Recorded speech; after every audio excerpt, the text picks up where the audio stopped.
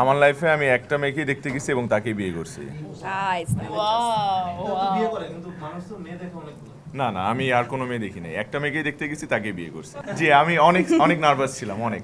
কারণ আমি নাটকে অনেকবার বিয়ের সিন করেছি, কিন্তু অরিজিনালটা আসলে অরিজিনালি, মানে আমি লিটারালি ঘামছিলাম। হ্যাঁ, কি অবস্থা আপনার? আপডেট কি? একাধিক বিয়ে হয়েছে না, রিয়েল লাইফেরটা কবে রিয়েল জানতে পারছি? লাইফেরটা এটা তো ভাগ্যের বিষয়, ভাগ্যের উপর ছেড়ে দিয়েছি, কিন্তু চাই বিয়ে করতে।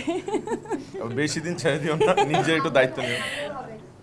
হ্যাঁ, আসলে গল্পে জোবান ভাই ক্যারেক্টারটা জিরোই আসলে, তো বিয়ে করতে পারে না। বিয়ে করতে পারেন এক্স্যাক্টলি। তো সেই জায়গা থেকে আমার ভালো লেগেছে, গল্পটা মনে হয়েছে একটু ডিফারেন্ট, তো এই জন্যই করা।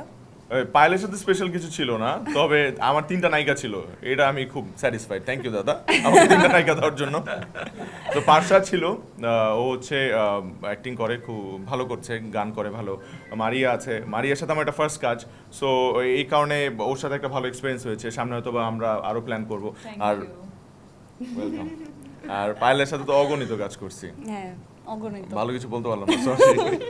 তোমার সম্পর্কে এত ভালো ভালো কথা আচ্ছা আচ্ছা, না না না, Payal is a very good actress, ও অনেক ডেভেলপ করেছে ওভার দ্য ইয়ার্স। অ্যান্ড আমাদের এই কাজটা একটু ফান, একটু রোম্যান্টিক, একটু কমেডি জনরার একটা কাজ করেছে। আই হোপ আপনারা সবাই পছন্দ করবেন।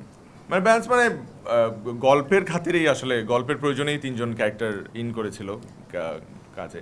সো ট্রায়াঙ্গেল স্টোরি তো আমি যদি একটু বলি, আসলে এই ছেলেটার বিয়ে হচ্ছে না, এই ছেলেটা অনেকগুলো মেয়ে দেখে, বিয়ে হচ্ছে না, 7-8টা মেয়ে, প্রত্যেকটা মেয়ে ছেলেটাকে রিজেক্ট করে দেয়। তো রিজেক্ট করে দেওয়ার পেছনে একটা কারণ থাকে, ছেলেটা সবাইকে গিয়ে আসলে আই লাভ ইউ বলে ফেলে। সো এই ছেলেটার একটা আফসোস থাকে, ওর জীবনে কি কোনো প্রেম আসবে না, বিয়ে হবে না। সো এই টাইমে ওর লাইফে আসলে 3জন একসাথে আসে। সো এটাই হচ্ছে মূল গল্পটা। এরপরও আসলে যেটা কাকে রেখে কাকে নেবে? এটা ইয়ে করে কাকে রেখে কার সাথে বিয়ে করবে।